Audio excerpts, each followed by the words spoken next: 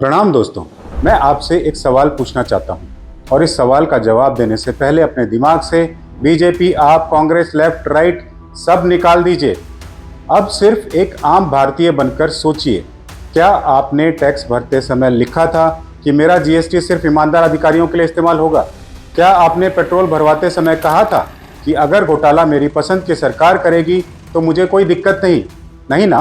फिर जब नुकसान आपका है तो बचाव किसी नेता का क्यों? मान लीजिए एक परिवार है, घर का कमाने वाला व्यक्ति हर महीने 50,000 रुपये कमाता है। उसकी पत्नी बीमार है, बच्चे पढ़ रहे हैं, बुजुर्ग माता पिता दवाइयों पर हैं। अब अगर उसी परिवार का कोई सदस्य घर का 10,000 रुपये गलत तरीके से खर्च कर दे तो नुकसान किसका होगा? सिर्फ उस सदस्य का नहीं, पूरे परिवार का। देश भी बिल्कुल ऐसा ही परिवार है। सरकार का पैसा सरकार का नहीं होता, वो जनता का होता है। और अगर उसमें 1 रुपया भी गलत खर्च होता है तो उसका असर कहीं ना कहीं किसी मरीज, किसी किसान, किसी छात्र, किसी जवान या किसी आम नागरिक पर जरूर पड़ता है। क्या आपने कभी सोचा है कि सरकारी अस्पताल में मरीज के बेड पर बिछने वाली एक साधारण सी बेडशीट, जिसकी कीमत बाजार में कुछ 100 रुपये हो, और वो सरकारी खरीद में अचानक इतनी महंगी कैसे हो जाती है कि देखकर लगता है जैसे उसमें सोने के धागे बुने हों? और पोर्टेबल एक्सरे मशीन, क्या वो चांद पर जाकर एक्सरे कर आती है, या फिर उसकी कीमत बढ़ाने वाली मशीन किसी और ग्रह से आती है? अगर नहीं तो फिर सवाल पूछना पड़ेगा, और यही हमारी सबसे बड़ी समस्या है।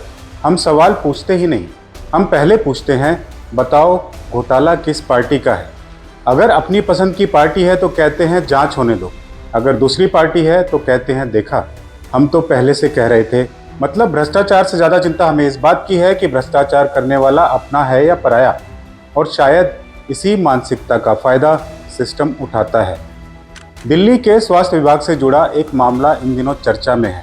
दिल्ली की एंटी करप्शन ब्रांच ने सरकारी खरीद प्रक्रिया में अनियमितताओं की जांच शुरू की है। आरोप है कि सेंट्रल प्रोक्योरमेंट एजेंसी यानी सीपीए के जरिए अस्पतालों के लिए खरीदे जाने वाले कई सामानों में टेंडर प्रक्रिया को इस तरह डिज़ाइन किया गया कि कुछ चुनिंदा कंपनियों को फायदा मिले। जांच एजेंसियों के अनुसार कुछ मेडिकल उपकरण और अन्य सामान बाजार कीमत से काफ़ी अधिक दाम पर खरीदे गए। अगर ये आरोप सही साबित होते हैं तो सोचिए, नुकसान किसका हुआ? सरकार का? नहीं। सरकार का पैसा आखिर आता कहाँ से है? क्या किसी मंत्री की जेब से? क्या किसी अधिकारी की तनख्वाह से? नहीं, सरकार का हर रुपया आपके टैक्स से आता है। आपने जीएसटी दिया, आपने इनकम टैक्स दिया, रोड टैक्स दिया, पेट्रोल पर टैक्स दिया, बिजली पर टैक्स दिया, और फिर उसी पैसे से अगर सरकारी खरीद में गड़बड़ी होती है तो सबसे बड़ा नुकसान किसका है? आपका। भारत में हर साल सरकार लाखों करोड़ रुपए की सार्वजनिक खरीद यानी कि पब्लिक प्रोक्योरमेंट करती है। इसी खरीद से अस्पतालों में दवाइयाँ पहुँचती हैं, स्कूल में फर्नीचर आता है, सड़कें बनती हैं, पुल बनते हैं और सरकारी मशीनरी चलती है। यानी अगर खरीद प्रक्रिया ईमानदार हो तो जनता को बेहतर सुविधाएं मिलती हैं। लेकिन अगर खरीद प्रक्रिया में पारदर्शिता कम हो जाए, ट्रांसपेरेंसी कम हो जाए, तो वही पैसा जो आईसीयू बन सकता था, जो नई एम्बुलेंस खरीद सकता था, जो गरीब मरीजों के इलाज पर खर्च हो सकता था, वही पैसा कहीं और चला जाता है। लेकिन इस पूरे मामले में सबसे दिलचस्प बात अभी बाकी है, क्योंकि कहानी सिर्फ महंगी खरीद की नहीं बल्कि उन गिरफ्तारियों की है जिन्होंने पूरे सिस्टम को हिला दिया। अब जरा इस पूरी कहानी की टाइमलाइन समझिए। इस मामले में जांच की शुरुआत शिकायतों से हुई, फिर दिल्ली की एंटी करप्शन ब्रांच ने मामला दर्ज किया। आरोप था कि सरकारी खरीद प्रक्रिया में गंभीर अनियमितताएं हुई हैं। जांच आगे बढ़ी और फिर गिरफ्तारियां शुरू हुई, और सबसे पहले सीपीए के पूर्व प्रमुख डॉक्टर विनोद कुमार रंगा को गिरफ्तार किया गया। फिर इन्फोर्समेंट डायरेक्टर यानी ईडी भी इस मामले में शामिल हुई और मनी लॉन्ड्रिंग के पहलू की जाँच शुरू हुई। इसके बाद स्वास्थ्य विभाग के कुछ अन्य वरिष्ठ अधिकारियों को भी गिरफ्तार किया गया। याद रखिए, गिरफ्तारी और दोष साबित होना दो अलग अलग बातें हैं। भारत का कानून कहता है कि जब तक अदालत में दोष सिद्ध नहीं होता तब तक हर आरोपी निर्दोषी माना जाता है, और यही लोकतंत्र की खूबसूरती भी है। लेकिन लोकतंत्र की दूसरी खूबसूरती क्या है? सवाल पूछना। देखो, तुम यहाँ बाद में मिलेंगे, तुम्हें बाद में बात करेंगे, नहीं तो पुलिस बुला के बाहर निकाल दूंगा। और यहीं हम भारतीय अक्सर फेल हो जाते हैं, क्योंकि जैसे ही कोई मामला सामने आता है देश दो हिस्सों में बढ़ जाता है। एक तरफ भक्त मंडली, दूसरी तरफ एंटी भक्त मंडली। पहले वाले कहते हैं भाई हमारी सरकार में ऐसा हो ही नहीं सकता, दूसरे कहते हैं देखा हमने पहले ही कहा था। और मजेदार बात, दोनों में से किसी को भी ये जानने में दिलचस्पी नहीं होती कि आखिर सच क्या है। उनकी दिलचस्पी सिर्फ इतनी होती है कि इस खबर में उनकी राजनीतिक टीम को फायदा हो रहा है या नुकसान हो रहा है। मतलब अगर घोटाला अपने पसंदीदा नेता के समय हुआ है तो जांच होने दो, अगर विरोधी के समय हुआ है तो देश खत्म हो गया। लेकिन इस पूरी कहानी का सबसे खतरनाक हिस्सा अभी बाकी है। घोटाले आते रहेंगे, गिरफ्तारियां होती रहेंगी, सरकारें बदलती रहेंगी, लेकिन अगर सिस्टम नहीं बदला तो अगला घोटाला भी होगा और उसके बाद वाला भी होगा।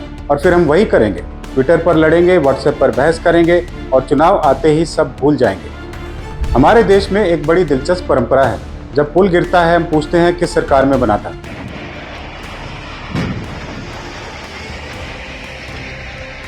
जब पेपर लीक होता है हम पूछते हैं किस पार्टी के समय हुआ था। जब कोई घोटाले का आरोप सामने आता है हम पूछते हैं ये अपना है या उनका। लेकिन हम शायद ही कभी पूछते हैं ऐसा दोबारा ना हो, इसके लिए सिस्टम में क्या बदलाव चाहिए। यही वजह है कि चेहरे बदलते रहते हैं, बहस बदलती रहती हैं, लेकिन समस्याएं अक्सर वहीं की वहीं रहती हैं। दोस्तों, जरा भक्त और एंटी भक्त की सोच से बाहर निकलकर देखिए। आप बीजेपी के समर्थक हो सकते हैं, आपके समर्थक हो सकते हैं, कांग्रेस, लेफ्ट या किसी भी विचारधारा के समर्थक हो सकते हैं। ये आपका लोकतांत्रिक अधिकार है। लेकिन क्या किसी नेता की ऐसी भक्ति होनी चाहिए कि हम उससे सवाल पूछना ही छोड़ दें?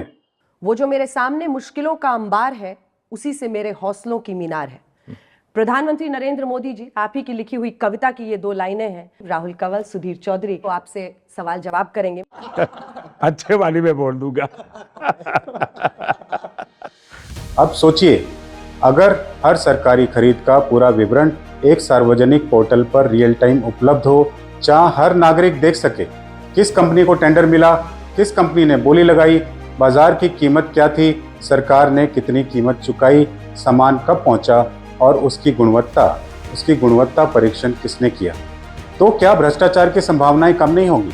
अगर सभी खरीद का डेटा मशीन रीडेबल रूप से सार्वजनिक हो, अगर शिकायत करने वाले विसल ब्लोवर की सुरक्षा मजबूत हो, अगर जांच एजेंसियां राजनीतिक प्रभाव से पूरी तरह स्वतंत्र हों, तो क्या जनता का भरोसा नहीं बढ़ेगा? हम अक्सर कहते हैं देश बदलना चाहिए, लेकिन देश कैसे बदलेगा? क्या सिर्फ सरकार बदलने से? अगर हर नई सरकार वही पुराने सिस्टम, पुराने नियम अपनाएगी तो चेहरा बदलेगा, व्यवस्था नहीं बदलेगी। भक्ति में इतना मत डूबो कि सच दिखाई देना बंद हो जाए। नेता बदलते रहेंगे, कहीं अपना भविष्य ही गिरवी ना हो जाए। सवाल पूछते रहो, क्योंकि लोकतंत्र में ताली से ज़्यादा ताकत सवाल की आवाज़ में होती है। प्रणाम।